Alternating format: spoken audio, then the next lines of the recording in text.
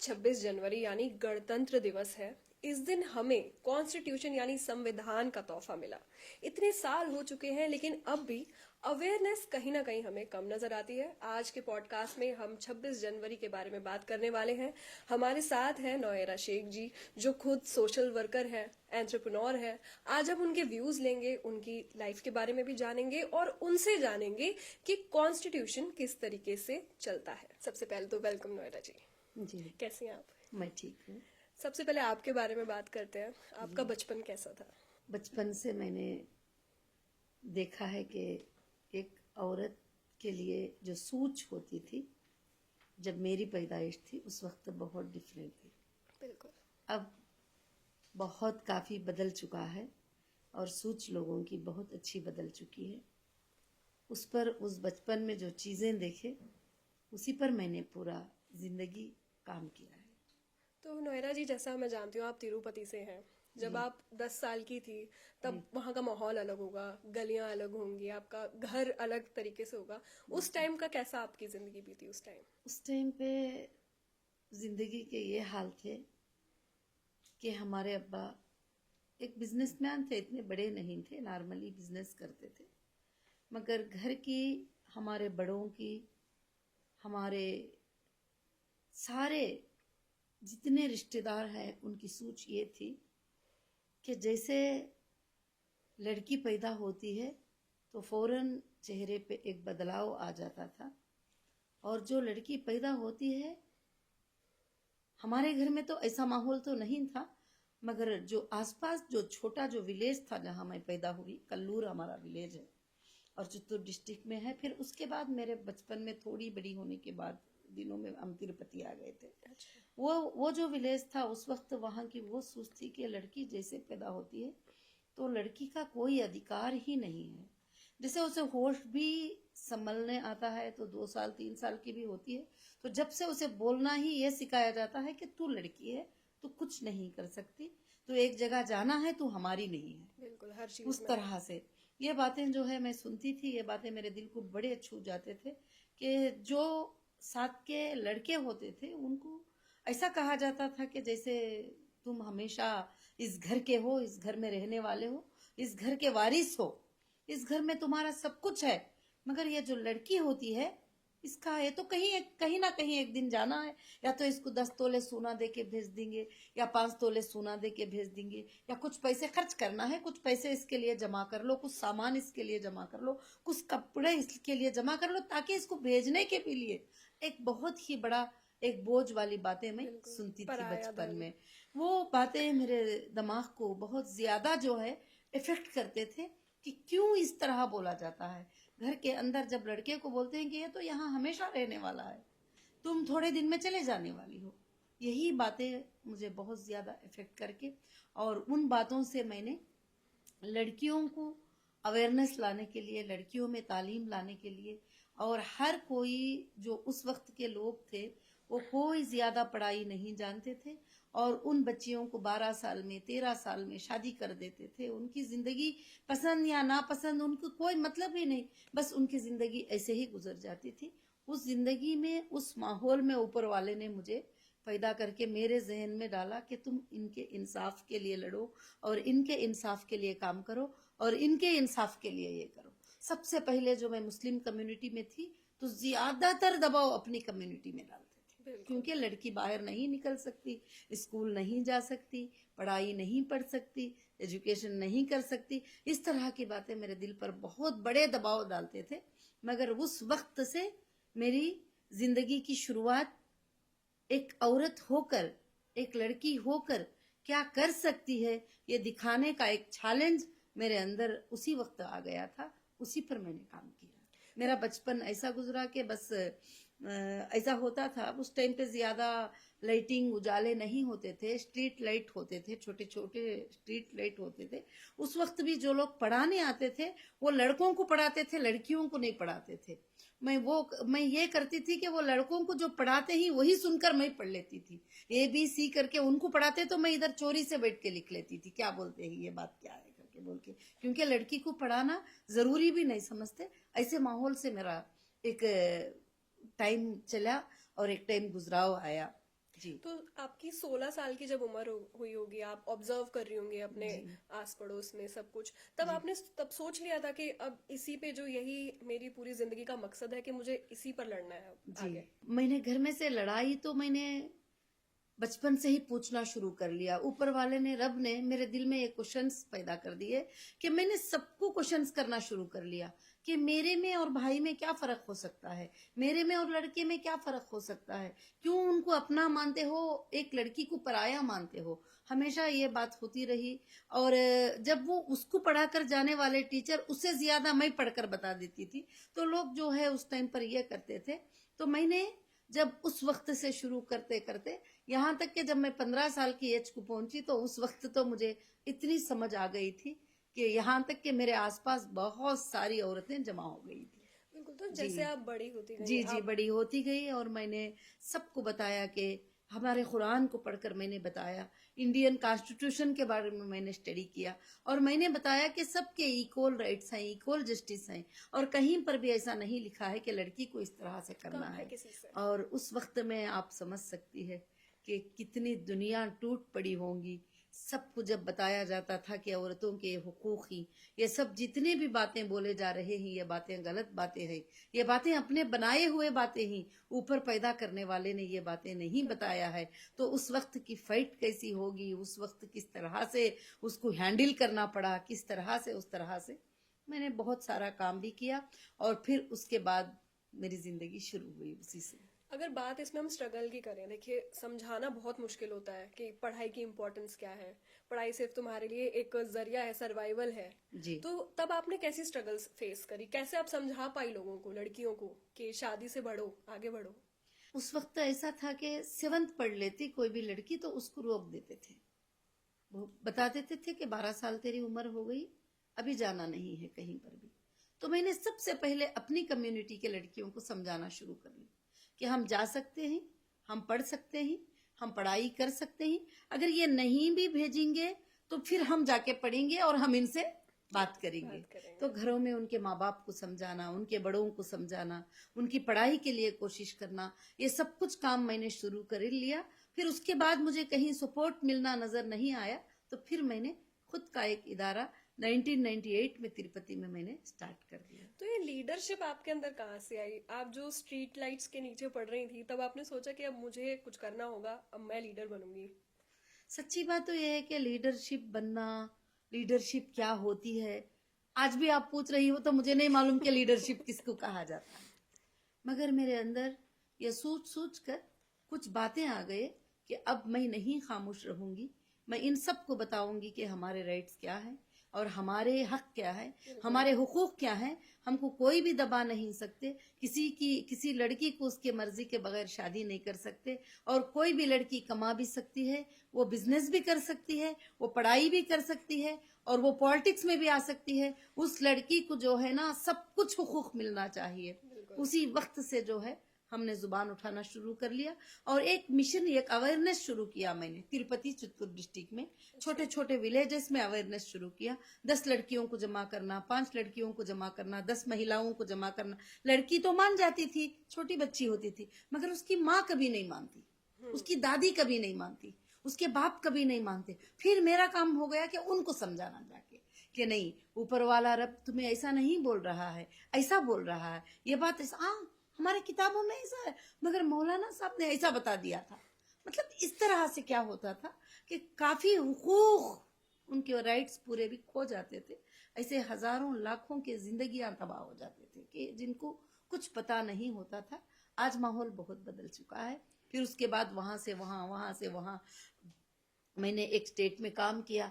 काम करने के बाद फिर दूसरे स्टेट को पता चला, तो फिर वहां के लड़कियां मुझे बुलाने लगे। फिर तीसरे स्टेट में पता चला, वहां के महिलाएं लड़कियां मुझे बुलाने लगे। फिर और चौथे स्टेट में पता चला। तो इसी तरह मैंने पूरे हिंदुस्तान का करीब दौरा किया है, सिर्फ महिलाओं के राइट्स के लिए, बच्चों के राइट्स के लिए। उसके बाद काफी स्कूल्स, काफी कॉलेजेस, काफी सारे चीजें मैंने शुरू कर लिया। और उसी के लिए मैंने बिजनेस भी, हमारा हीरा गोल्ड के नाम से बिजनेस शुरू किया था। उसमें हमारे महिलाएं ही 95% ज्वाइन किए थे और उन्हीं से हमारा बिजनेस चलता था। उसी से सब कुछ, उसी से था सब कुछ भी। आज भी हमारी वही ख्वाहिश है कि महिलाओं की और बच्चों की मदद करें। जी। बिल्कुल। महिलाओं की राइट्स की आप बात करती हैं, एक लाइन तो आपने पक्का सुनी होगी जी। कि अपनी हद में रहो। जी तो बिल्कुल। ये लाइन जब आप अपने ऊपर सुनती थी तब आपने डिसाइड क्या किया कि मेरी हद क्या है, जी। कहाँ पे जाके मेरी हद शुरू है और कहाँ पे खत्म है? जी। हद रखने के लिए, हद करने के लिए उस वक्त में छोटे ही वक्त से घर में बाप ने हद रख दिया था, दादी ने एक हद रख दिया था, फिर उसके बाद रिश्तेदारों ने हद रख दिया, फिर उसके बाद उल्मा ने हद रख दिया, उसके बाद लोगों ने हद रख दिया। तो वो सारे हदों को मैंने इन किताबों को पढ़ के बता के जो है सारे हदों को तोड़ती गई और हदें टूटते चले गए। जी। तो अगर आप अब अपने आप को देखें 16 साल की नोएरा, तो अपने आप को आप एक क्या किस तरीके से देखेंगी, क्या मैसेज देंगी और क्या उसे बताने वाली हैं कि क्या स्ट्रगल आने वाली है आगे? आगे भी जो है ना, आज जो अर्बन सिटीज है उसके अंदर थोड़े लड़कियां पढ़ी लिखी हैं, बहुत सारे मालूमात है, मगर आज भी विलेजेस में करीब करीब वही हालत 50% लोगों के उस तरह के हैं। पूरे मैं नहीं बता सकती, 50% लोगों के वही हालात हैं। और खरियों में, विलेजों में जो है आज भी बच्चियों के और महिलाओं के ऐसे ही हालात हैं जिनको कुछ भी नहीं मालूम, ना उनके राइट्स मालूम है, ना उनको कुछ पता ही नहीं है कि उनके क्या राइट्स होते हैं।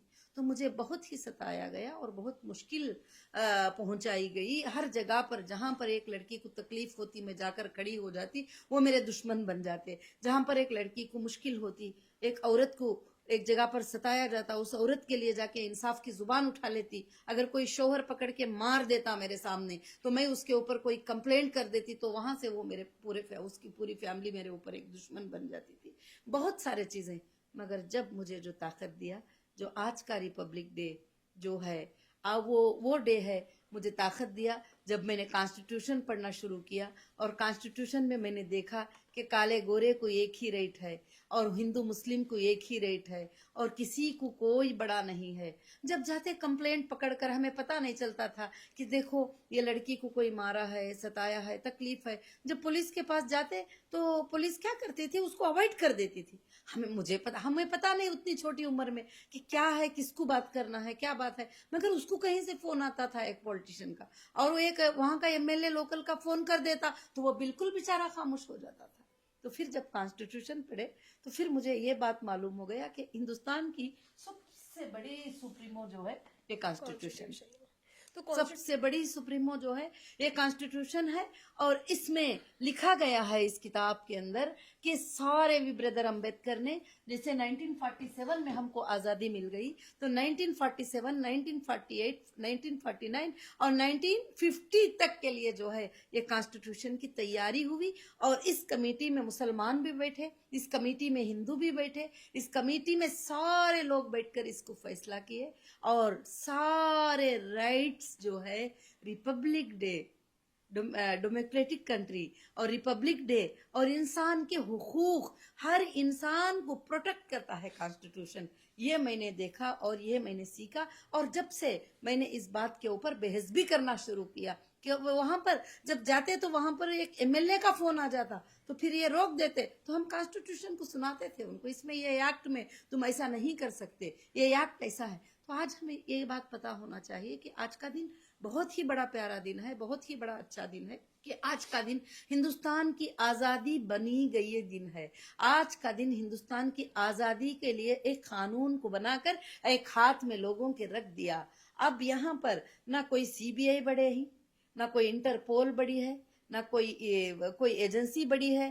कोई भी दुनिया की एजेंसी हो, कोई दुनिया का कितना बड़ा पॉलिटिशियन इंडिया का हो, यहाँ तक के प्रेसिडेंट भी इसको फॉलो करना, कॉन्स्टिट्यूशन को बहुत ही बड़ा जरूरी है। जजेस को इसको फॉलो करना है और प्रेसिडेंट को इसको फॉलो करना है। सारे लोगों को इसकी बाउंड्री में रहना है। मगर पूरे लोग इस बाउंड्री में रहना है तो कुछ लोगों को तो कॉन्स्टिट्यूशन के बारे में पता भी नहीं है। इसीलिए अब एक बहुत बड़ी टीम तैयार हो रही है कि constitution awareness program total India में कैसे चलाएं, बच्चों को स्कूल में और कॉलेजेस में ये बताएं। उनको ये मालूम है कि कॉन्स्टिट्यूशन है, उनको ये मालूम है कि रिपब्लिक डे 26 जनवरी है, और उनको ये मालूम है कि उस दिन झंडा लहराया जाता है। और मगर तुम किसी भी नेता को जाकर पूछ लो कि कॉन्स्टिट्यूशन में क्या लिखा हुआ है, वो उनको नहीं पता। बिल्कुल। अगर पढ़ लें, अमल कर लें, तो इससे बेहतर कुछ नहीं है। सबके लिए इंसाफ, सबके लिए अच्छा। और कोर्ट को भी इसमें क्या लिखा है कि दोनों तरफ से भी सुनना जरूरी है, बिल्कुल। दोनों तरफ से भी सुनना जरूरी है। और दुनिया तुम्हारे ऊपर लाख इल्जाम लगा ले, कॉन्स्टिट्यूशन एक ही कहता है कि एविडेंस लाना है, प्रूफ करना है। इल्जाम लगाने से कुछ नहीं होता किसी के ऊपर भी, और एविडेंस लाना है, उसको प्रूफ करना है, बिल्कुल। जिसको ट्रायल कोर्ट कहा जाता है। और ट्रायल कोर्ट क्या है? कॉन्स्टिट्यूशन में लिखा है। हाई कोर्ट क्या है?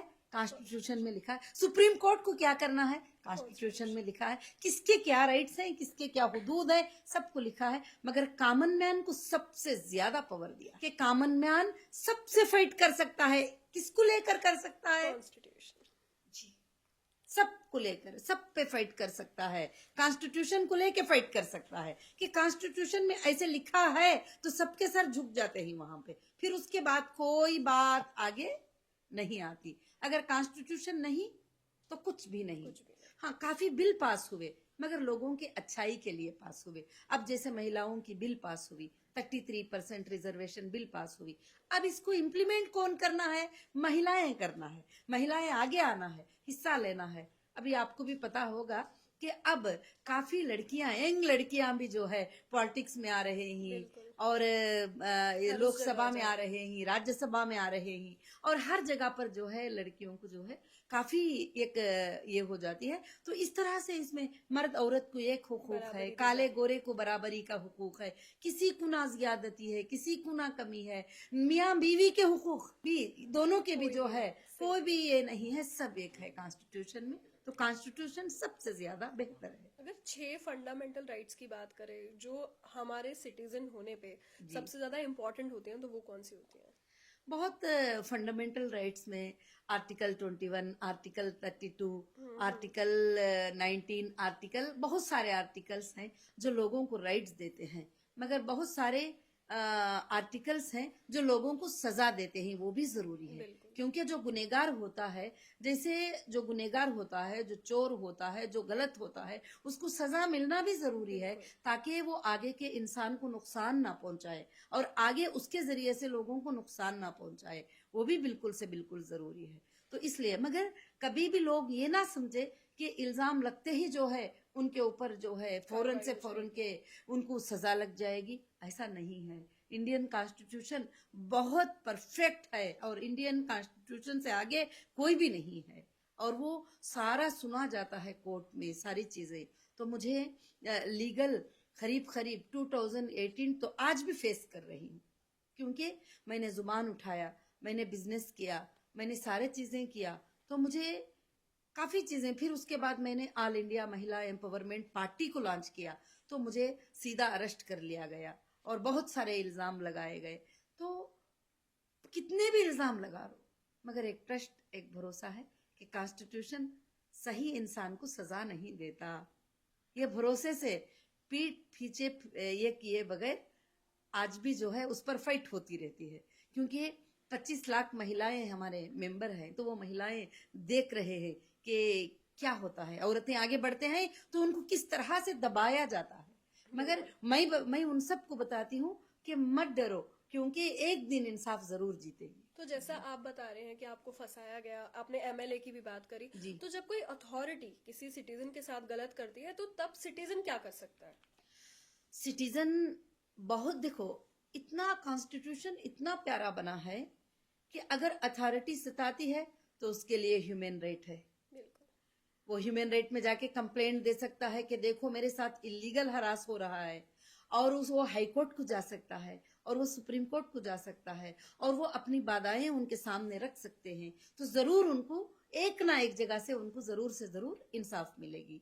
और एजेंसी भी बनती है तो उसको भी कॉन्स्टिट्यूशन के अंडर ही काम करना है। जब वो आगे चले जाते हैं तो उनके लिए भी बहुत ड्यूटी, कंडीशन, बॉन्डिंग बहुत सारे उनके लिए है कि तुम उनके लिए, जब एक बंदा अरेस्ट होता है तो इंडियन कॉन्स्टिट्यूशन उसकी सेफ्टी कैसे करते हैं कि उसके अगर औरत है तो उसके साथ 2 महिलाएं रहती हैं, कंटिन्यू कंटिन्यू रहती है। अगर वो इन्वेस्टिगेशन में भी होती है तो साथ में बैठी रहती है। ये बहुत सारे लोगों को पता नहीं होता है और वो समझते हैं कि जैसे अरेस्ट हो गए तो बस बहुत सारी चीजें हो जाते हैं, उनको ऐसे बात करते हैं, मर दें, वो करते हैं, बहुत सारी चीजें, गंदी बातें भी बहुत सारी बोलती हैं। मगर क्या है कि दो महिला पुलिस उनके साथ रहती है और उनके खाने का ख्याल रखा जाता है, उनके पानी का ख्याल रखा जाता है, सब कुछ कॉन्स्टिट्यूशन में। यहाँ तक कि जब उनको जेसी में जेल में रखते हैं तो जेल में भी उनको हुकूक दिए जाते हैं, मगर हुकूक को पूरे कंप्लीट नहीं किए जाते। इसमें हुकूक दे दिया कि सालन कितने ग्राम देना है, राइस कितने ग्राम देना है, ओढ़ने के लिए बिस्तर क्या देना है, सोना कैसा है और कितनी जगह उनके लिए चाहिए, एक वॉशरूम कितने लोग यूज कर सकते हैं, बहुत सारे चीजें जो है ये कर दिया। मगर पाबंदी से चलाने वाले ने, पूरे लोग नहीं, कुछ लोग जो है पैसे बचाने के लिए जो मिलते हैं तो गलत करते हैं, कुछ लोग अच्छा चलाते हैं। और एजेंसीज में भी सब लोग खराब नहीं होते हैं और उसमें कुछ लोग होते हैं कि सही रहो बुरा रहो, हमने पकड़ लिया है और इसको सजा दे दो। मगर कोर्ट देखती है उसको, कोर्ट ऑब्जर्व करती है कि गुनहगार हो तो सजा देती है, गुनहगार नहीं है तो सजा नहीं देती है। और उसी तरह से उसमें भी अच्छे लोग भी हैं जो सच होता है वही लिखते हैं, और जो लोग गलत होते हैं और वो लोग कुछ भी लिख देते हैं, जहां से फोन आ गया ये लिख दो। हाँ, और आज मीडिया ट्रायल तो आपको मालूम है कि मीडिया ट्रायल तो बहुत ज्यादा शुरू हो गया है कि वहां फैसला होने से पहले, मीडिया उसको मुजरिम बनाने से पहले मीडिया उसको मुजरिम बना देती है सबसे पहले। जी। तो जैसे हम बात करें आर्टिकल 14, 19 और 20, यस ये ऐसे आर्टिकल्स हैं जो आपको सबसे ज्यादा राइट देते हैं। यस, इसमें साफ लिखा है कि सब बिल्कुल। बराबर है। तो मैं ये जानना चाह रही हूँ कि क्या आज भी इस चीज पे मान के चल रहे हैं हम लोग, सिटीजन एम्पावर हो रहे हैं इससे या नहीं? मैंने यही आज का हमारा बैठना यही है कि सिटीजन को ये मालूमात ही नहीं है। अग्री। आपके घर में 10 लोग हैं तो आर्टिकल 19, आर्टिकल 132, आर्टिकल 14, आर्टिकल क्या होते हैं, आर्टिकल किस लिए होते हैं, क्या पता है उनको? मुझे खुद को भी नहीं पता नहीं था, पता। मुझे भी खुद को नहीं पता था। बाद में उसको मैंने पढ़ा और उसको मैंने समझा। और यहाँ तक कि हमको ये भी नहीं पता है कि क्रिमिनल कोड क्या है, सिविल कोड क्या है, और सिविल में क्या सजा होती है, क्रिमिनल क्या होता है, और नॉर्मल नेचुरल क्या होते हैं, फैमिली केसेस क्या होते हैं, ये सब कुछ जो है किसी को भी पता नहीं है। जब अवेयरनेस आएगा तो घर में एक 10 मिनट कॉन्स्टिट्यूशन को पढ़ा जाएगा तो वो बच्चा भी जो है खड़ कर बात कर सकेगा। अगर अभी आजकल क्या हो गया है, कोर्ट्स भी कुछ जगह पर एक बाजार की तरह हो गई। क्यों? कि वहां पर फीस फिक्स की जाती है। आपको पता है, अगर आप गरीब हैं, आपके पास पैसे नहीं है, तो आपके लिए बड़ा वकील नहीं खड़ा होता लड़ने के लिए। जिसको तुम खड़ा करती हो 10-20 हजार देकर, वो तुम्हारे लिए सही लड़ नहीं पाता, उसका फेस नहीं होता है। क्या बोलते हैं, फेस वैल्यू। मगर मैं कहती हूँ फेस वैल्यू नहीं, कॉन्स्टिट्यूशन वैल्यू। कॉन्स्टिट्यूशन को लेकर आप खुद खड़ी हो सकती हो, कॉन्स्टिट्यूशन को लेकर आप खुद लड़ सकती हो। आप लायर नहीं हो, मगर जज साहब के सामने आप खुद बता सकती हो कि ये मेरे साथ गलत हुआ है, ये इस तरह से गलत किए ही, ये इस तरह से गलत है करके आप अपनी लड़ाई लड़ सकती हो। मैं चाहती हूँ कि देश का हर बच्चा, हर महिला, हर औरत कॉन्स्टिट्यूशन को लेकर वो खुद इस काबिल बन जाए कि वो पूछे आगे सवाल। क्या सरकार, गवर्नमेंट जो होती है वो बढ़कर हो सकती है कॉन्स्टिट्यूशन से? बिल्कुल नहीं। कॉन्स्टिट्यूशन सुप्रीमो है, कॉन्स्टिट्यूशन सबसे बड़ा होता है। सरकारें बदलते हैं, आज एक सरकार होती है, कल एक सरकार हो जाती है, 5 साल के बाद, परसों को 5 साल के बाद एक सरकार होती है। कॉन्स्टिट्यूशन 70 साल से चल रहा है और कॉन्स्टिट्यूशन चलेगा हमेशा।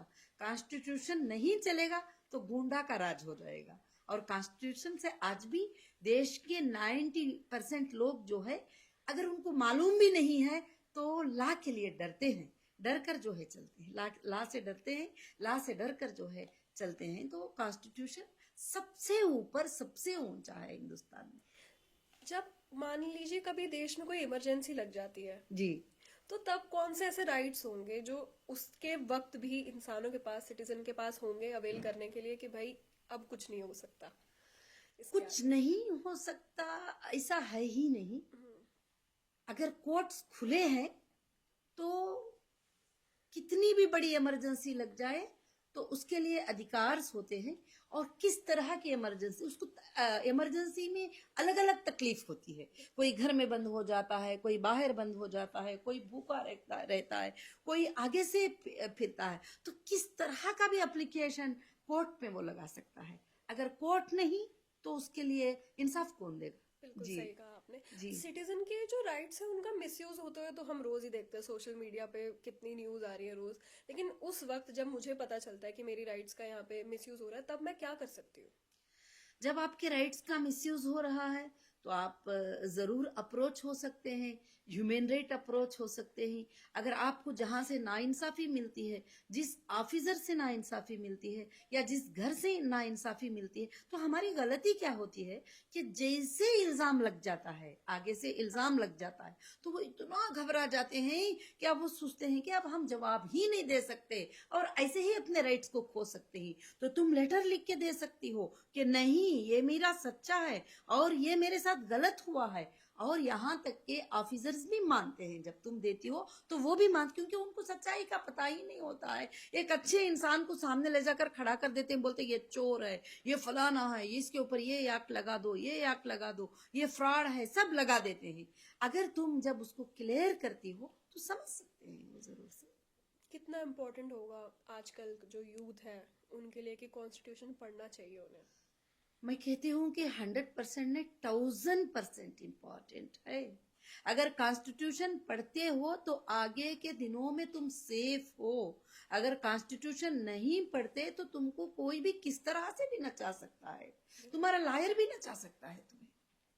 तुम जिसको ला समझते हो, लायर समझते हो, जो तुम्हारा प्रोटेक्टर समझते हो, वो आगे वाले को बिक जाता है कभी। जब ये तुम कॉन्स्टिट्यूशन जब तुम्हें पता होता है तो उस वक्त तुम उनको पूछ सकते हो कि कॉन्स्टिट्यूशन में तो ऐसा है, तुम मुझे क्यों डरा रहे हो। क्योंकि सबसे बड़े गुंडाराज वही हो गए। फोन करते हैं कि 10 लाख पकड़ के लेके आ जाओ, नहीं तो जो है तुमको कल जो है ये हो जाने वाला है। क्यों साहब, ऐसा तो कॉन्स्टिट्यूशन में ऐसा है ना, लॉ में ऐसा है ना। आप लॉ को सामने रख के लड़ो तो हाँ मैडम, लॉ तो लड़ना है मगर पैसे तो होना है। जी पहले पैसे फिर काम जी दूसरे। जी जी जी तो होता है। क्या ये बचेगा जब भी कि जब हम इसको कॉन्स्टिट्यूशन को समझे। रिपब्लिक डे सच्चा अभी भी पूरा कंप्लीट नहीं हुआ है। जिस दिन बच्चा बच्चा कॉन्स्टिट्यूशन को पढ़कर हुकूक को जान लेता है, उस दिन हमारा सच्चा रिपब्लिक डे होता है।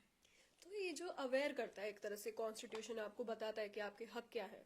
जी तो ये जो अवेयर सिटीजन हम बोलेंगे, जी जागरूक नागरिक, जी वो जी। कैसे बनता है एक इंसान? एक इंसान को जब वो गलती के रास्ते में चले जाता है, देखिए कॉन्स्टिट्यूशन ने हमें अच्छाई करने का सिखाया है। जब वो गलती के रास्ते में जाता है तो शायद, अभी एग्जाम्पल, आजकल स्कूल के बच्चे तक ड्रग्स लेने लग गए हैं, कितने कितने गंदे माहौलों में जा रहे हैं, गंदे गंदे माहौल के काम चलते हैं। अगर वो कॉन्स्टिट्यूशन को स्टडी कर ले कि अगर हम पकड़े जाएंगे तो हमें ये सजा मिलेगी, अगर हमारे ये गुनाह पर हमको ये सजा मिलेगी, तो अवेयरनेस उनके अंदर खुद ब खुद पैदा होना है। तुम बोलने से नहीं, बल्कि खुद ब खुद उनके अंदर अवेयरनेस पैदा होना है। और वो दूसरों को भी उसको अवेयरनेस के लिए तैयार करना है कि तुम जो है ऐसे चीजों से बचते चले जाओ। कॉन्स्टिट्यूशन ने तुम्हें राइट्स ही नहीं दिया, तुम्हें समझाया भी कि बुराइयों से बच जाओ और तुम अच्छे काम करो, अच्छे काम करो और बुराई के काम से तुम बच जाओ। तो जब तुम अवेयरनेस स्टार्ट करेंगे तो एक से एक अभी, क्योंकि कोई अवेयरनेस स्टार्ट करने वाला नहीं, कोई कुछ पढ़ा है, कोई कुछ पढ़ा है। तो मगर खासकर से ये अवेयरनेस विलेजेस में सबसे ज्यादा जरूरत है। सिटीज में कम से कम पढ़े लिखे लोग होते हैं जो उनको सब पता चलता है, मगर विलेजेस में कॉन्स्टिट्यूशन क्या है पूछो तुम जाके, एमएलए से पूछ लो, नहीं बता सकते। तो ये जानकारी करना बहुत जरूरी है। जी तो जैसे हम बोलते हैं एक स्ट्रांग डेमोक्रेसी चाहिए इस देश के लिए, जी। तो उतना ही इम्पोर्टेंट है कि एक स्ट्रांग सिटीजन भी होना चाहिए। स्ट्रांग सिटीजन होने के लिए आपको कॉन्स्टिट्यूशन समझना चाहिए। Constitution our strength. जब उसको तुम जानती हो, क्योंकि मुझे ये बात कब पता चली, जब मुझे तरह तरह से सताया गया, तरह तरह से हिलाया गया। मुझे बार बार, ऊपर वाले का तो बेहद भरोसा होता है कि सच्चाई की जीत होती है, मगर कॉन्स्टिट्यूशन के बारे में भी एक स्ट्रेंथ आता था कि कॉन्स्टिट्यूशन मेरे साथ गलत नहीं कर सकता, गलत नहीं होगा मेरे साथ, क्योंकि कॉन्स्टिट्यूशन में ऐसा है नहीं कि मैं गुनाह ना करूं तो मुझे गुनहगार बना दे। ये एक जो है सिखाया जाता था। अब हम चलते चलते चलते ऐसे बन गए कि अब हमको आगे से वकील फोन करते हैं तो हम वकील को बोलते हैं कि ये ला ऐसा होता है, ये ला ऐसा होता है, ये सबमिशन तुम ऐसे करना है। हाँ, हमको घुमा फिरा के बात करने की भी कोशिश करते हैं कि हाँ ये ऐसा हो जाएगा, कल ऐसा है, ऐसा नहीं, ऐसा कुछ नहीं हो सकता, ये बात ऐसी है।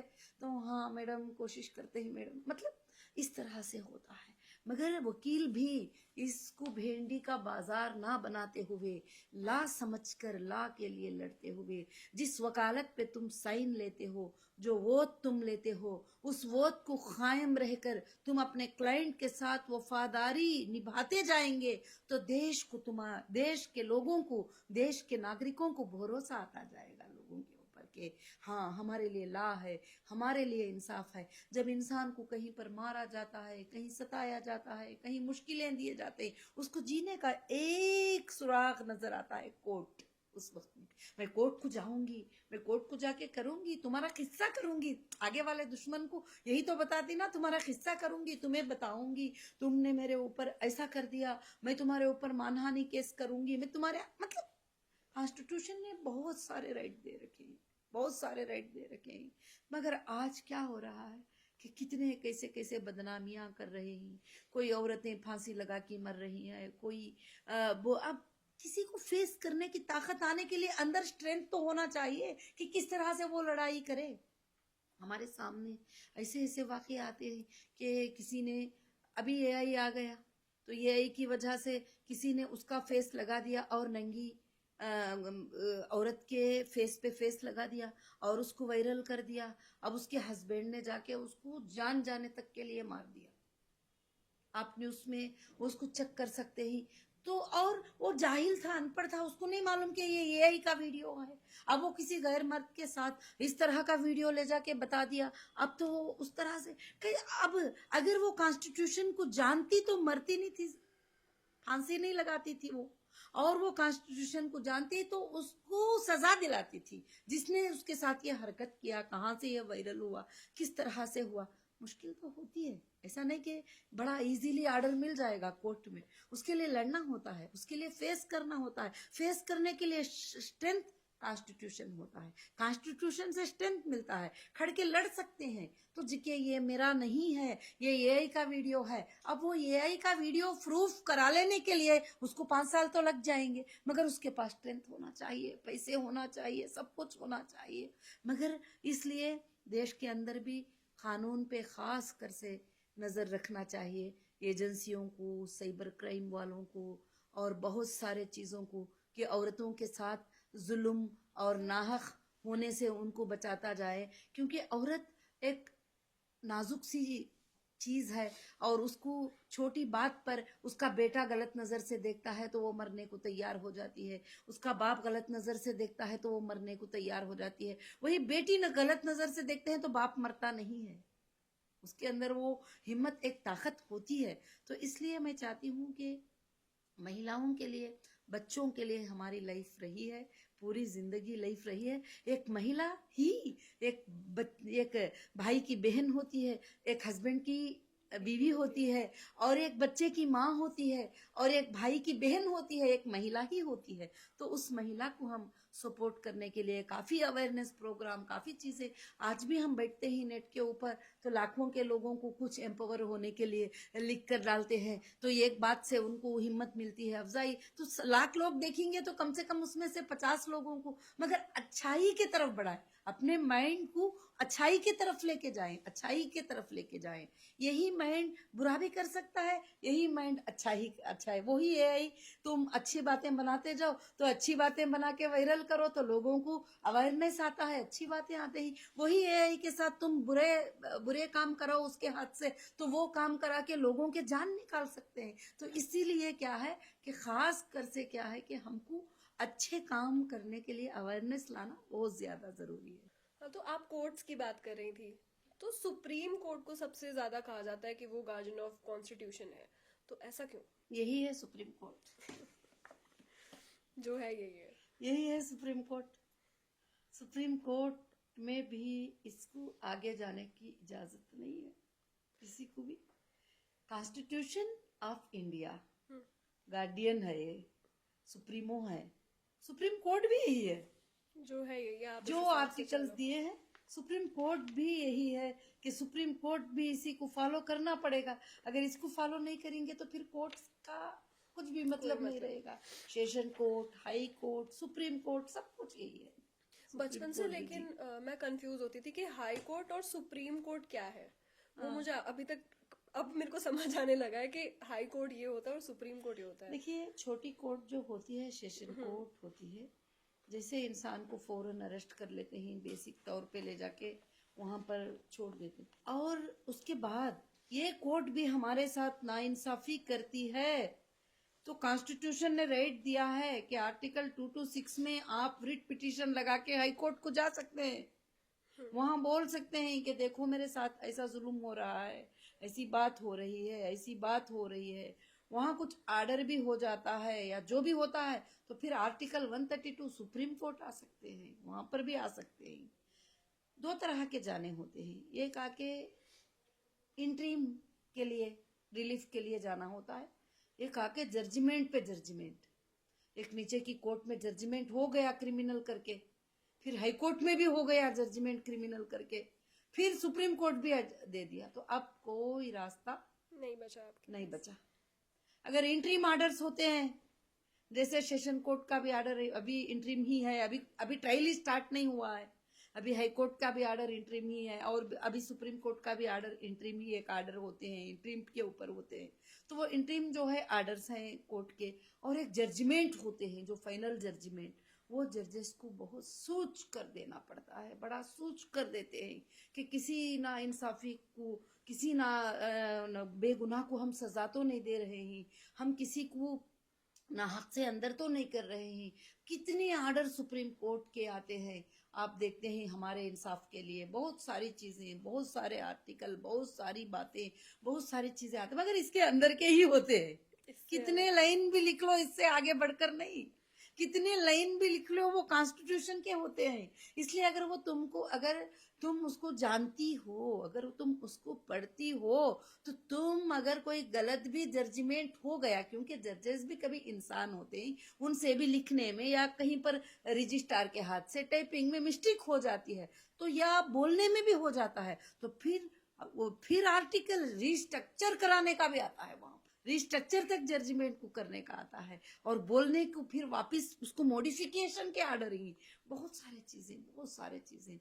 और एक जज का बेंच होता है, फिर वहां पर हमें ये नहीं मिलेगा तो दूसरे बेंच पे जाते हैं, फिर वहां नहीं होगा तो 3 जजेस बैठते हैं, उनके बेंच पे जाते हैं, फिर लास्ट 5 जजेस के बेंच के ऊपर होता है, फिर सुप्रीम कोर्ट ऑफ इंडिया का आखिरी ऑर्डर होता है। वो तो वहां तक भी कोशिश करते हैं।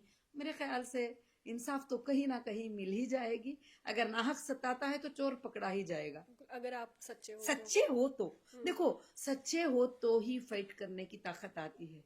अगर आप झूठे हैं तो हम झूठे हैं तो जरूर हम डर के कहीं ना कहीं रुक कहीं तो जाएंगे हाथ कि खा- कहीं ना कहीं फंसी जाएंगे, क्योंकि एक क्रिमिनल का काम तो कर लिया है ना।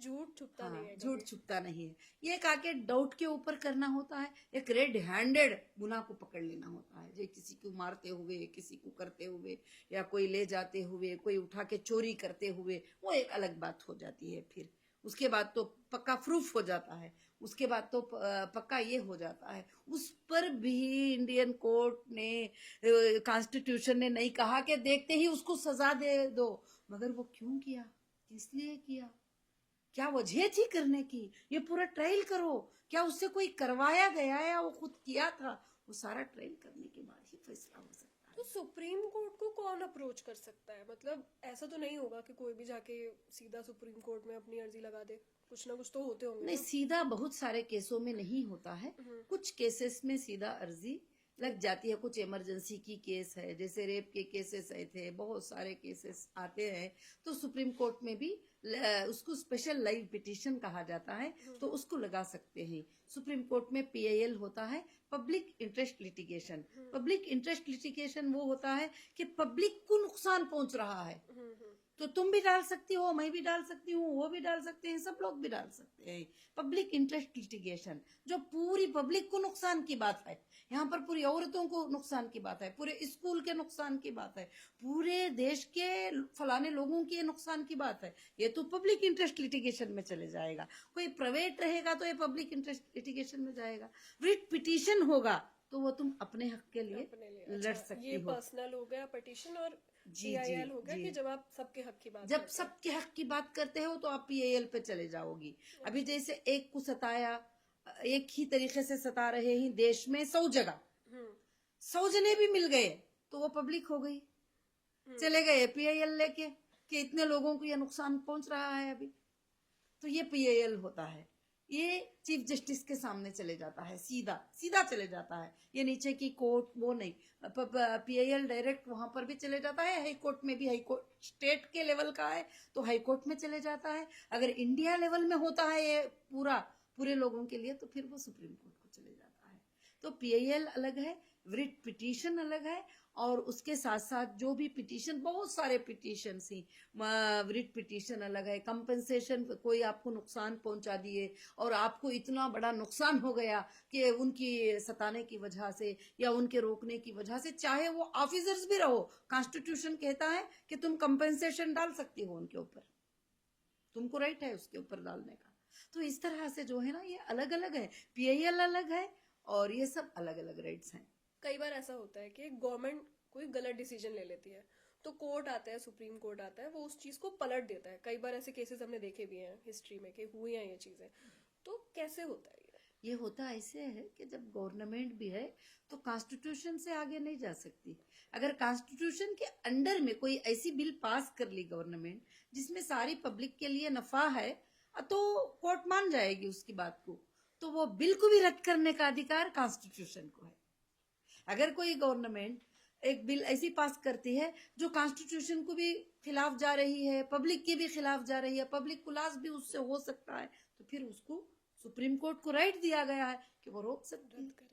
कई बार ऐसा हमने देखा भी कहा है। बिल्कुल, कई बार ऐसे बिल्स जो है पलट गए और कई बार ऐसे बिल पास भी हो गए, और वो अगर लोगों को भलाई चलती है तो वो बिल को पास कर देती है सुप्रीम कोर्ट। अगर वो लोगों के लिए नुकसानदायक है तो वो उसको रद्द कर सकती है, ये भी कॉन्स्टिट्यूशन ने कहा है। औरतों के हक में हमने कितनी बार देखे हैं ये, जी तो बिल्कुल बहुत बार हमने देखा है। जुडिशियल रिव्यू एक वर्ड होता है जी। तो इसका क्या मतलब होता है, ये कब यूज किया जाता है? रिव्यू पिटीशन भी होता है, रिव्यू ही नहीं, रिव्यू पिटीशन भी होता है कि एक बंदे के बारे में ऐसा बोल दिया, एक बंदे के बारे में किसी ने ऐसा बोल दिया, ऐसे बोल दिया, या ऐसे ऐसे जजमेंट हो गए, तो उसको एक बार फिर से रिव्यू करके देखो, फिर उसके बाद फिर उसको रिव्यू करो। रिव्यू करने के बाद उनको फिर समझ में आता है कि ये लाइन गलत हो गई थी, तो ये लाइन को निकाल दिया, कहीं पे कुछ मिस कहीं पे मिस कर दिया है तो फिर ऐड कर देंगे, तो इसको रिव्यू बोलते हैं, रिव्यू पिटीशन बोलते हैं। रिव्यू पिटीशन भी सुप्रीम कोर्ट के अंदर डालकर रिव्यू करा सकते हैं आर्डर। तो कोर्ट जो है देखा जाए तो वो सब कुछ कंट्रोल करता है, सबके लिए सुप्रीम कोर्ट कंट्रोल करता है, पुलिस सुप्रीम को कोर्ट भी। से ऊपर कोई भी नहीं है। बिल्कुल। सुप्रीम कोर्ट भी कभी कॉन्स्टिट्यूशन से ऊपर नहीं जा सकता, सुप्रीम कोर्ट भी कॉन्स्टिट्यूशन में ही जाएगा, वही हैप्पी रिपब्लिक डे है। तो कैसे पुलिस को और एजेंसीज को भी कोर्ट मतलब कंट्रोल कर लेता है, क्योंकि ये काफी बड़ी चीज है। कोर्ट के सामने एजेंसीज कुछ भी नहीं है। कोर्ट जो होता है ये बहुत बड़ी बात होती है, चाहे छोटी कोर्ट भी हो, सेशन कोर्ट भी हो, तो बड़े बड़े कलेक्टर को, मिनिस्टर को, ऑफिसर्स को बुला के 1 मिनट में सजा भी दे देते हैं, बिल्कुल 1 सेकंड में 1 सेकेंड में ये कर देते हैं। तो एजेंसीज भी कोर्ट से बड़े नहीं है, कोर्ट सबसे बड़ी है। कोर्ट कॉन्स्टिट्यूशन को चलाने के ये है, supreme court of India constitution of India है। वो एक तरह से उसे चला रहा है। जी जी, चला रही कॉन्स्टिट्यूशन को। अगर नीचे की कोर्ट कॉन्स्टिट्यूशन को क्रॉस कर रही है तो हाई कोर्ट ऑब्जर्वेशन कर रही है, अगर हाई कोर्ट भी क्रॉस कर रही है तो सुप्रीम कोर्ट ऑब्जर्वेशन कर रही है। ये लास्ट दरवाजा है हमारे लिए। तो इसमें एक वर्ड बहुत मैंने देखा है यूज होते हुए, कंटेम्प्ट ऑफ कोर्ट। जी, तो इसका क्या मतलब होता है? कंटेम्प्ट ऑफ कोर्ट क्या होता है कि कोर्ट ने कोई ऑर्डर दे दिया, लोग जो है उसको माने नहीं भड़क गए। और भड़क गए। और या ऑफिसर्स भी हैं, उनको भी आर्डर होता है तो वो भी भड़क जाते हैं, तो देखा वो है। भी उस पर अमल नहीं करते, तो फिर उसके ऊपर कोर्ट को अधिकार है कि उनको सजा दे दे 6 महीनों की। मान लीजिए मैंने कोई कंटेम्प्ट ऑफ कोर्ट किया है तो वो मुझे सजा मिल सकती है इस चीज पे, मिल सकती है, क्यों नहीं मिल सकती जी। गलत होने के बाद। गलत होने के बाद। और अगर नहीं, आप उसका सच्चाई प्रूफ करेगी, उसके लिए नोटिस आएगी और उसका आप रिप्ले पेस्ट करेगी और सब कुछ करेगी, तो फिर उसके बाद आपका कुछ ये नहीं रहेगा तो ये कहीं ना कहीं जुडिशियल डिले हम इसे बोलेंगे। जी। तो ये डेमोक्रेसी पे इसका क्या फर्क पड़ता है? जुडिशियल डिले इसलिए है कि हमारे देश में लॉ सर्विसेज बहुत कम है। अभी लॉ सर्विसेज और हमारे बच्चों को, हमारे यूथ को बहुत ज्यादा सिखाना जरूरी है। बिल्कुल। फिर भी कोर्ट ने कई डिसीजन अच्छे ले लिए हैं और कई केसेस फाइनेंशियल मैटर लोक अदालत में एक एक बार में 100 केसेस को फिनिश करना सब कुछ कर दिए। नहीं तो एक एक केस 40 साल भी चलता जा रहा है। बिल्कुल 27 साल हाँ, 28 साल। अब आइंदा के दिनों में एक पीएल सब मिलकर डालेंगे कि कोर्ट में केस जो है इतने दिन में ये केस खत्म होना चाहिए, इस टाइप का केस होगा तो सिर्फ इतने ही दिन में उसकी सच्चाई और ये होना चाहिए। और वो भी कॉन्स्टिट्यूशन में है, वो भी है, उसकी भी लिमिट है, चार्जशीट डालने की एक लिमिट है और इन्वेस्टिगेशन की भी लिमिटेशन है, बहुत सारे चीजों की लिमिटेशन कॉन्स्टिट्यूशन ने बता दिया कि इतने लिमिट में एजेंसी इन्वेस्टिगेशन कर देना है। किसी को अरेस्ट कर लिया, किसी को अंदर डाल दिया, तो 90 डेज से ज्यादा नहीं, 90 डेज के अंदर चार्जशीट को सबमिट कर देना है।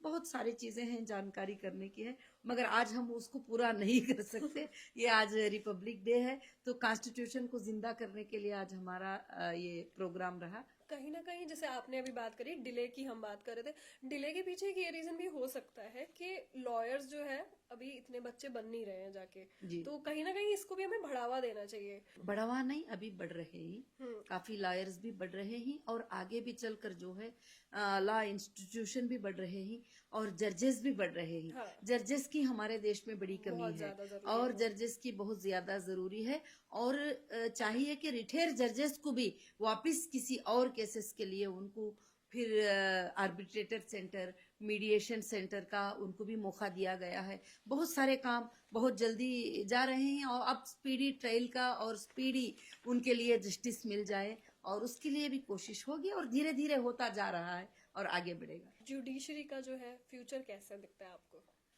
जुडिशरी का फ्यूचर ही फ्यूचर है और जुडिशरी ही इंडिया है और उसकी फ्यूचर आगे चलकर अच्छी बनेगी। और काफी बच्चों के अंदर अब अवेयरनेस आ गया है कि जो भी बच्चा, अभी मैंने पहले हमारी फैमिली में 10 बच्चों को पूछती, बेटा तुम क्या बनना चाहते हो, तो एक बच्चा कहता हम डॉक्टर बनना चाहते हैं, हम इंजीनियर बनना चाहते हैं, हम फलाना बनना। अब 5 बच्चे बोल रहे हैं हम लॉयर बनना, 5 में से एक बच्चा बोलता है मैं जज बनना चाहता हूँ। तो इसका मतलब जो है कि काफी अच्छे चेंजेस आएंगे और काफी अच्छे सर्विसेज भी मिलेंगे। एक फैमिली में भी एक लॉयर का रहना, उसकी पूरी फैमिली को कॉन्स्टिट्यूशन का पता चल जाएगा। ह्यूमन राइट्स की कहीं ना कहीं जो लॉयर का काम होता है वो ह्यूमन राइट्स को प्रोटेक्ट करने का काम होता है। जी।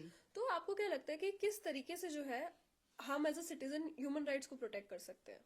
और ह्यूमन राइट्स को हम हर तरह से प्रोटेक्ट कर सकते हैं। कहीं भी आपको लगता है कि इंसानियत को नाइंसाफी हो रही है, तो अगर वो केस पुलिस की हद तक का है तो पुलिस को जाके कंप्लेंट देके हम लोग उसको हिफाजत कर सकते हैं। अगर पुलिस उसकी सपोर्ट नहीं कर सकती है तो ह्यूमन राइट्स में जाके उसको हम इंसाफ दिला सकते हैं। वहां नहीं इंसाफ मिलती है, कोर्ट को जाकर भी उसको इंसाफ दिला सकते हैं। बहुत सारे जगह कोशिश तो कर सकते हैं, तो उसमें 100 लोगों के लिए कोशिश करें तो 50 तो प्रोटेक्ट हो ही जाएंगे, 70 तो प्रोटेक्ट हो ही जाएंगे। हाँ, मतलब ये है कि आपके आसपास आप कुछ अन्याय होते हुए देख रहे हो तो अपनी आवाज उठाओ। जरूर। बिल्कुल। और अन्याय होते हुए देखकर खामोश रहना इंसानियत का काम नहीं है। बिल्कुल। अन्याय के खिलाफ जंग लड़ना और अन्याय के खिलाफ आवाज उठाना बहुत ज्यादा जरूरी है। मगर ऐसा ना हो कि हम पार्टियों के खिलाफ जुबान उठा लिए, उनके खिलाफ जुबान उठा लिए, बोले तो बोले मुसलमान ही बुरे हैं, बोले तो बोले हिंदू। नहीं, हम सब इंसान हैं, हम सब एक हैं। हम सिर्फ लड़ाई लड़ेंगे, अन्याय के खिलाफ लड़ेंगे, जस्टिस फॉर ह्यूमैनिटी के लिए लड़ाई लड़ेंगे, इंसानियत के लिए लड़ेंगे। कहीं ना कहीं जैसे बहुत बार ये हमने केसेस देखे भी हैं, आपने देखे होंगे कि पुलिस जो है इलीगल आपको अरेस्ट कर लेती है, विदाउट वारंट आपको उठा के ले जाती है। जी। तो तब लोग कैसे अपने आप को बचाए? क्योंकि देखो गरीब की तो क्या हालत है हमारे देश में, आप सबको पता ही है। देखिए, कुछ केसेस हैं कि विदाउट वारंट भी उनको अरेस्ट करने की इजाजत भी कॉन्स्टिट्यूशन ने दे रखा है। आईपीसी में उनको, आईपीसी कोड में उनको है। कुछ केसेस ऐसे हैं, अभी एग्जाम्पल देखिए, अभी रास्ते पे जाते हुए किसी ने चाकू से किसी को मार दिया, तो क्या वो वारंट का इंतजार करते रहेंगे उसको उठाने के लिए? वो तो भाग जाएगा, फिर उसको तो उठाना पड़ेगा। तो कुछ है, कुछ ऐसा होता है कि बगैर वारंट के आते हैं, तो आपको अधिकार है कि मुझे किस बुनियाद पे अरेस्ट कर रहे हो, बताओ। मेरा वारंट कहाँ है, और वो मुझे बताओ, और मेरा एफआईआर क्या है, और मेरा क्राइम क्या है, ये बताओ। ये पूछने का अधिकार आपको जरूर है, और वो बताएंगे भी। अगर रियल ऑफिसर है तो जरूर बताएंगे। और यहाँ तक कानून में ये राइट है, जब किसी को कहीं से अरेस्ट कर लिया जाता है तो उसके एक रिश्तेदार को फोन करके इन्फॉर्म बताया करे, जाता है। कि बताया जाए कि ये तुम्हारे बंदे को अरेस्ट कर लिया गया है, ये बंदे को यहाँ से यहाँ लेके जा रहे हैं। वो भी हमारे राइट्स को ये प्रोटेक्ट करते हैं। और तो और कितने- यहाँ तक के लोग, जो एजेंसीज होती है, वो पर्सनल क्वेश्चन करते हैं। मैं ये बात खास बोलना चाहती हूँ, क्योंकि क्वेश्चन करते हैं तो बहुत लेडीज कहती हैं कि पुलिस में जाएंगे तो वो पर्सनल पूछेंगे, वो पूछेंगे। पहले का पर्सनल क्वेश्चंस को आप जो आंसर करना चाहती हो कर सकते हो, जो नहीं करना चाहते हो तो प्रेशर नहीं डाल सकते, क्योंकि पर्सनल लाइफ ही हमारी लाइफ है, पर्सनल लाइफ ही हमारा प्रोटेक्शन है। पर्सनल होता है। बस तुमने जो गुनाह किया है, तुम्हारा जो गुनाह है, उसी के बारे में जवाब देना होता है। बाकी और कोई पूछने का अधिकार नहीं रखते कोई चीज के बारे में। कई बार ये न्यूज़ भी देखी होंगी कि कस्टोडियल वायलेंस हो गया, अंदर ही पुलिस वालों ने मारा। कई बार ऐसा भी हुआ है कि जेल में जो कैदी थे उनका मर्डर हुआ है। तो उस टाइम पे कैसे बचाएगा कोई, मतलब अब कहाँ जाएगा कोई? उस पर भी जाएगा, आप भी जा सकती हो। अगर कस्टोडियल में किसी का डेथ हो जाता है तो वो पूरे देश के साथ नाइंसाफी है, क्योंकि वो कस्टडी जो होती है वो जस्टिस हाउस होता है। एक जज साहब उसको भेजते हैं कस्टडी के अंदर। वहां अगर उसको मार दिया जाता है तो जुबान उठाना बहुत जरूरी है, और इंसाफ लेना भी बहुत जरूरी है। और जो ये NHRC होता है, इसका क्या रोल होता है और इसमें हम कंप्लेन कैसे कर सकते हैं? National human rights commission. State wise है कमीशन, और डिस्ट्रिक्ट वाइज भी है, और इंडिया वाइज भी है। और वहां जाकर आप बड़ा सिंपली ऑनलाइन पे भी, आप आजकल आप ऑफिसेस को ही जाने की जरूरत नहीं, सब तो आप सब ऑनलाइन लिंक है, और ऑनलाइन लिंक पे जाके क्या हुआ है वो कंप्लेंट कर सकती है, ओटीपी आ जाएगी आपको, सब कुछ करके आप इंसाफ ले सकती हो। और ह्यूमन राइट्स को इतना अधिकार है कि वो कोई भी इंडिया की एजेंसी को नोटिस कर सकते हैं और सवाल कर सकते हैं। वही आपने सोशल मीडिया की बात करी, ऑनलाइन बात करी। ऑनलाइन इतनी न्यूज चलती है जी। कि हमें समझ ही नहीं आता है कि जुर्म किसने किया है, क्या किया है, कौन मुजरिम है। तो मीडिया जो ये ट्रायल आजकल चल रहा है, ये पूरा जो मीडिया चल रहा है, ये किस हद तक किसी का पूरा नजरिया बदल सकता है? ये पूरा नजरिया कॉन्स्टिट्यूशन बदल सकता है। कि मीडिया में बोलना, मीडिया में किसी ने बोल दिया कि किसी को 100 कत्ल कर दिया है, तो 100 लोगों को कोर्ट में कौन बताएगा? बिल्कुल। मीडिया का बोलना वो फाइनल नहीं है। कोर्ट में ट्रायल होना है, एविडेंसेस प्रूफ होना है। कोर्ट ने जो बात कहा है वो बात हो सकती है। उसमें भी कई लोग नाइंसाफी भी ये हो जाते हैं कि उनके लिए लड़ने वाला कोई लायर नहीं होता है, उनके लिए खड़ा होने वाला कोई नहीं होता है। तो हो सकता है वहां भी नाइंसाफी हो तो उनको और एक कोर्ट में इंसाफ मिल जाएगी जरूर से। बिल्कुल। बिल्कुल। ऐसे में एक राइट आती है, राइट टू लाइफ। तो पहले के मतलब लोग ज्यादातर, उनका मन ये था, वो ये सोचते थे कि राइट टू लाइफ मतलब जिंदा रहो बस। तो हाँ। इसका मतलब क्या हुआ? इसका मतलब जिंदा रहो बस, इसका मतलब नहीं है। ये जीने का कोई मतलब ही नहीं है। जिंदे भी रहना है, और जिंदा लोगों को रखना भी है, और लोगों के लिए काम भी करना है, और इंसाफ के लिए फाइट भी करना है। और जैसे ह्यूमन डिग्निटी की बात करें, इंसानों की इज्जत जो है पर्सनल लेवल पे अगर हम बात करें, तो क्या गवर्नमेंट का, कॉन्स्टिट्यूशन का इसमें रोल होता है प्रोटेक्ट करने के लिए? बिल्कुल, कॉन्स्टिट्यूशन में रोल है प्रोटेक्ट करने के लिए। अगर कोई आपकी इज्जत को हार्म चाहती किया है। और हार्म किया, आपको किसी ने बेइज्जती किया, आपको किसी ने बेइज्जती की बातें की, आपने वो काम नहीं किया और किया भी है, तो दूसरे को बेइज्जती करने की राइट हक नहीं नहीं है। है, बिल्कुल। आपको मानहानि केस लगाने का अधिकार कॉन्स्टिट्यूशन ने दिया है कि आपका लेवल क्या है, आपने कितनी बात किया है, और कितना आप पे जुर्माना लगेगा। तो इस चीज पे भी आप केस कर सकते हो अगर कोई मेरी इज्जत पे आंच आती है किसी की बातों से या किसी के एक्शन से। बिल्कुल इज्जत पे आंच आती हो तो फौरन आप केस दर्ज करा सकती हो, सिविल करा सकती हो, क्रिमिनल करा सकती हो। अगर कोर्ट को जाने की ताकत रखती हो तो क्रिमिनल केस करा सकती हो। अगर नहीं, चलो सिविल डालते हैं तो सिविल डाल सकती हो। तो जरूर उसमें भी तुम्हें इंसाफ मिलेगी, मगर प्रूफ के साथ, एविडेंस के साथ। आज बीएनएसएस आके बहुत अच्छा हुआ कि बगैर एविडेंस के कोई चीज ना किसी पर एफआईआर कर सकता, ना किसी को अरेस्ट कर सकता, और झूठे चीजें नहीं बना सकता, बिल्कुल। फैब्रिकेटेड नहीं कर सकता। जब रियल आपके साथ नाइंसाफी हुई है तो वो बच भी नहीं सकता। वही हम बात करते हैं, यूथ की बात करते हैं। देखिए मुझे ऐसा लग रहा है यूथ एक ही डायरेक्शन में जा रहा है, नशे। तो जी, जितने नशे चल रहे हैं उतनी स्मगलिंग भी चल रही है, तो इसमें डीआरआई का क्या रोल होता है? डीआरआई का रोल स्मगलिंग में होता है, हाँ, नशे में नहीं होता है। स्मगलिंग वही। जी, हम्म, डीआरआई का रोल स्मगलिंग में होता है। जो लोग देश से, दूसरे कंट्रीज से चीजों को लाते हैं, यहाँ पर टैक्स पे करने के लिए छुपाते ही, ड्यूटी पे करने के लिए छुपाते ही, उन लोगों का पकड़कर गवर्नमेंट में, कोर्ट में उनको प्रोड्यूस करना, वो उनका काम होता है, वो उनका डिपार्टमेंट होता है। अच्छा, और ये एसएफआईओ जो है, ये जी, कॉर्पोरेट में किस तरीके से काम करती है? एसएफआई वो जो है, ए सीरियस फ्रॉड इन्वेस्टिगेशन सिर्फ कंपनीज को इन्वेस्टिगेट करती है। अच्छा, और कंपनीज को इन्वेस्टिगेशन करती है कि ये कंपनी क्या किया है, क्या किया?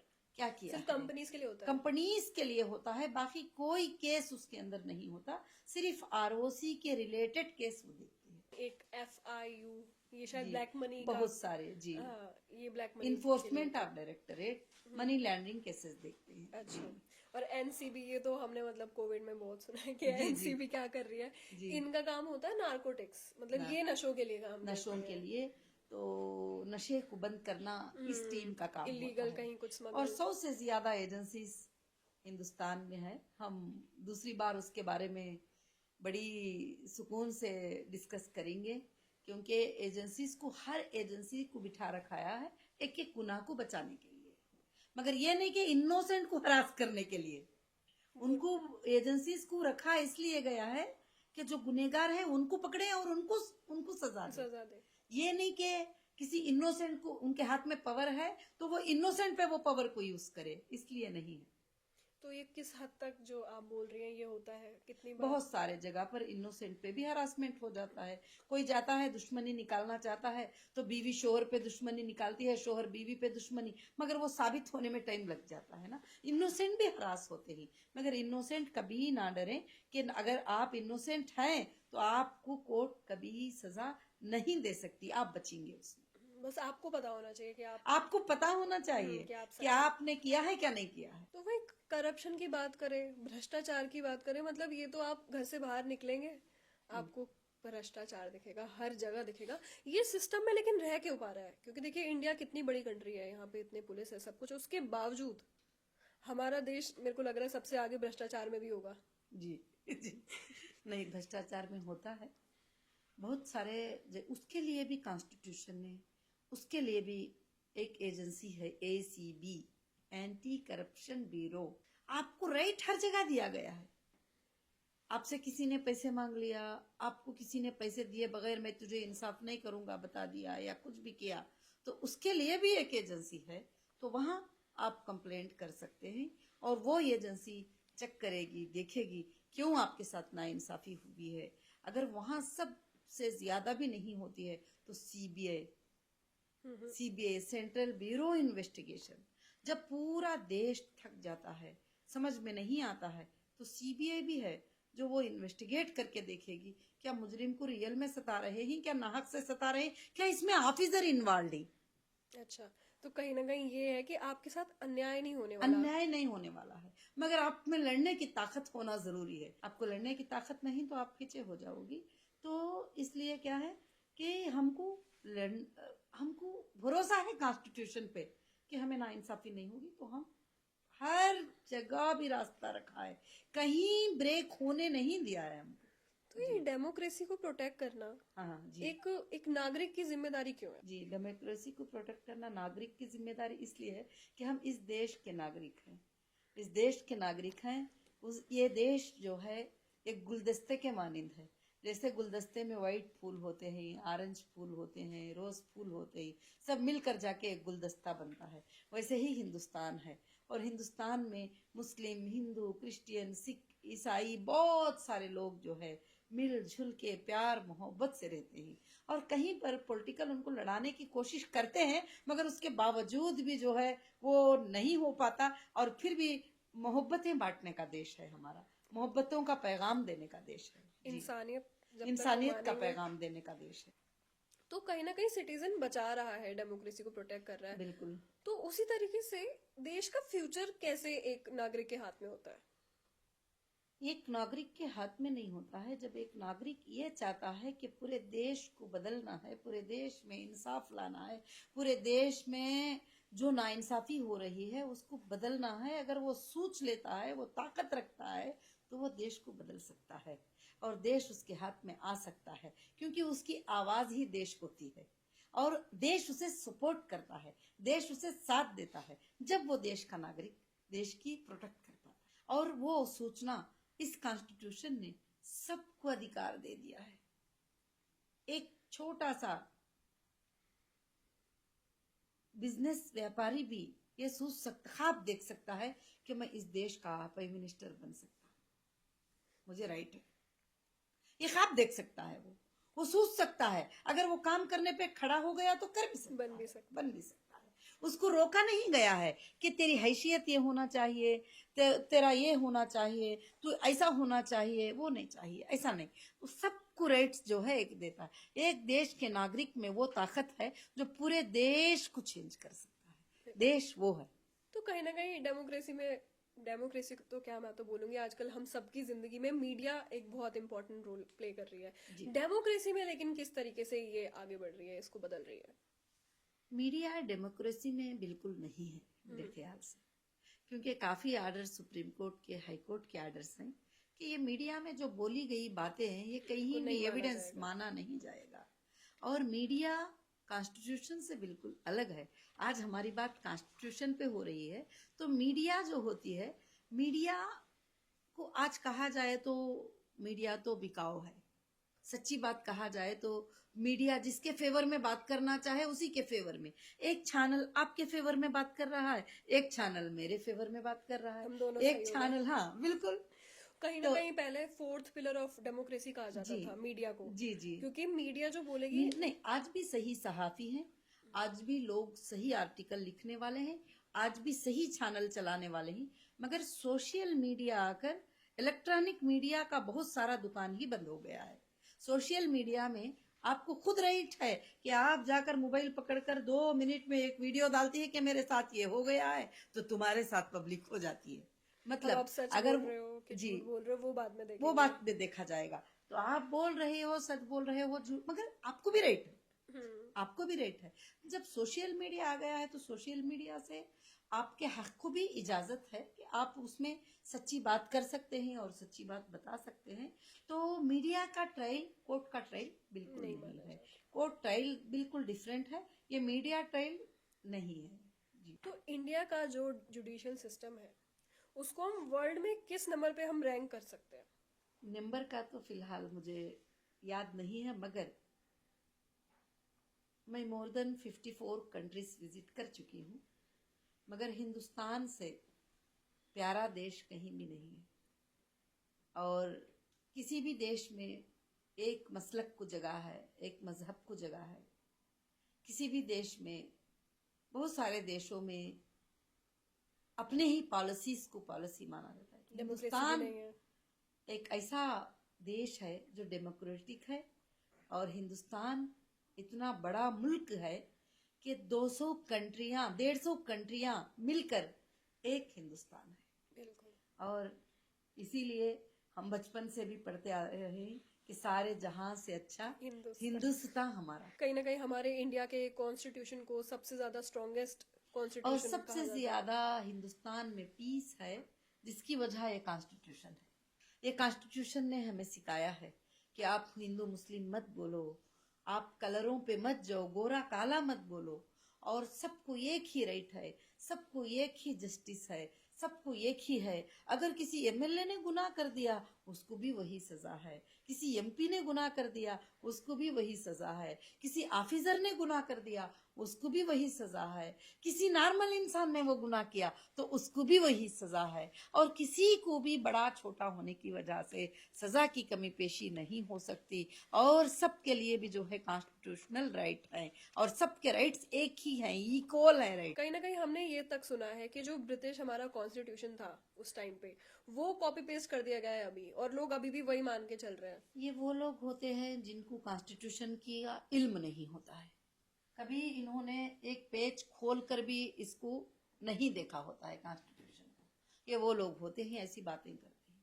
मगर कॉन्स्टिट्यूशन इंडिया के बेस पे बना है, इंडिया के कमिटी ने बनाया है, और कॉन्स्टिट्यूशन बनने के लिए 4 इयर्स टाइम लगा है।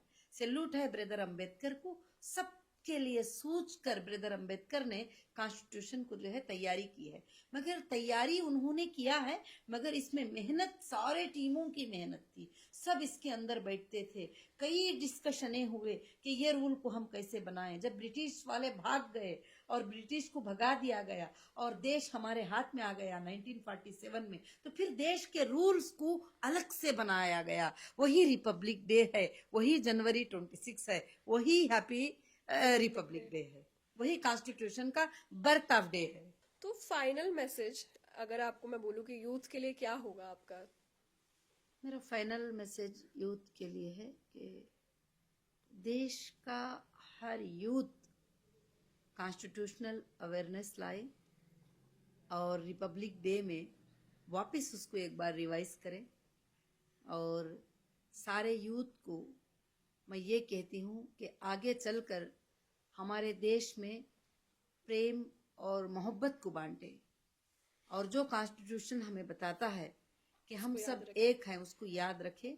और उसको याद रख के जो है उस पर हम जिंदगी को बड़ी हैप्पी से गुजारने की कोशिश करें। अब जो हालात आते जाते हैं कोर्ट्स के वगैरह, सब कुछ कॉन्स्टिट्यूशन पे भरोसा रखकर फाइट करें उसको। तो नोएरा शेख जी, आपसे बात करके मुझे बहुत अच्छा लगा, बहुत वैल्यूज मिली। मैंने खुद बहुत सारी चीजें कॉन्स्टिट्यूशन के बारे में जानी जो मुझे नहीं पता थी। ऑनेस्टली बहुत ज्यादा मुझे अच्छा लग रहा है। ये खुद भी फिलंथ्रोपिस्ट है, इनका बिजनेस है, इन्होंने वर्ल्ड लेवल पे हम इंडिया को रिप्रेजेंट किया है, वुमेन को रिप्रेजेंट किया है, जो बहुत अच्छी बात है। एंड लास्टली मैं यही बोलूंगी कि आपको कॉन्स्टिट्यूशन को लेके अवेयर होना बहुत जरूरी है एज अ इंडियन सिटीजन, क्योंकि यही आपको एक राइट देता है, आपको इंसान बनाता है, नहीं तो आप नहीं सरवाइव कर पाओगे। And happy Republic day all of you. सारे देश के लोगों के लिए हैप्पी रिपब्लिक डे। और हैप्पी रिपब्लिक डे में मुझे भी बहुत अच्छा लगा कि आज आपने कॉन्स्टिट्यूशन के ही क्वेश्चन किए और कॉन्स्टिट्यूशन बुक रख के क्वेश्चन किए, तो बहुत ही अच्छा लगा। ताकि देश में हम आगे के दिनों में ये कॉन्स्टिट्यूशन अवेयरनेस प्रोग्राम पूरे देश में चलाएंगे, क्योंकि कॉन्स्टिट्यूशन अवेयरनेस बहुत ज़रूरी है।